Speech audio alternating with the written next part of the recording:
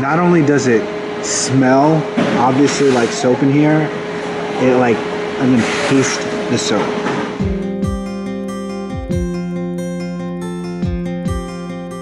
This is week 3 of my New Year's promise, a commitment to volunteer at 52 different nonprofit organizations. I'm Alex Sheen, founder of Because I Said I Would. If you're not sure about what we're about, you can go check out becauseIsaidIwould.com/TED or watch our TED Talk on YouTube and get a little bit more information about us. So most of my time right now is actually being spent traveling around the country, meeting folks, talking about the importance of a promise, and with that comes a lot of stays in hotels. And for all you travelers out there, I'm sure you have kind of garnered a pretty big collection of hotel shampoo, hotel soap, especially if you're anything like my grandma, because I feel like all grandmas hoard those things, but that might not be an accurate perception. But at any rate, you know, I think about these soap bottles, these conditioner, where is this stuff going? You know, is it just being thrown away? And the answer is yes. Most of the time, all that product is just going to be tossed. Now that's bad from an environmental perspective, but actually goes a little bit deeper than that, because soap, shampoo, the conditioner, those products, those hygiene products, can actually be used to save lives. According to the World Health Organization, over 1.5 million children die of diarrheal disease every year. This is actually a type of disease that can easily be prevented by good hygiene practices and by the use of soap. This is where Clean the World comes in, a nonprofit organization that actually takes those gently used soap products and sanitizes them, cuts it up into new soap, and then sends it to developing countries and other folks who are in need of hygiene products. Clean the World has distributed over 12 million bars of soap to over 60 different countries. I went to their facility in Orlando, Florida, and volunteered this week. The staff there told me a little bit about their operations. So we've been around for now almost 5 years, and in 5 years we have almost distributed about 17.5 million to 18 million bars of soap in over 70 countries. What we do here is that we make recycled soap from the hotels.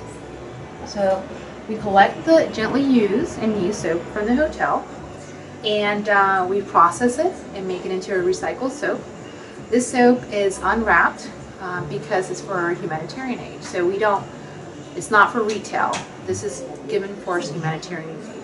Now about 40%, 30 to 40% stays within the country, and about 60 to 70% goes overseas. I spent my time volunteering by actually writing out some customs forms, you know, to ship these soap products overseas, and then I repacked some cleaning kits that needed new flyers. I did that for a couple of hours. I really like what Clean the World is doing. They're recycling, great cause, and then they're also saving lives. So it's really interesting and unique when you find a nonprofit that's able to do two things at once in such a dynamic and interesting way. Not only that, but they actually take a earned income model to the way that they raise most of their funds. They actually charge a recycling fee to these hotels and these motels. They take that fee and they use it to fund their recycling practices, the machinery, and all that goes into that process. Clean the World is actually fundraising now to purchase machinery in a Las Vegas facility and one in Hong Kong so that they can expand the work that they're doing. So Because I Said I Would actually made a $3,000 donation to them this week to help in that effort. Now before I go, I want to talk about how maybe we can make a little impact and help clean the world out. This might apply to a few different things in your life, but I'm going to speak directly to the heavy travelers that might be watching this YouTube video. You know, how can we encourage hotels to participate in these programs? Because a vast majority of hotels are just tossing out that soap, not recycling it, not helping those folks in need.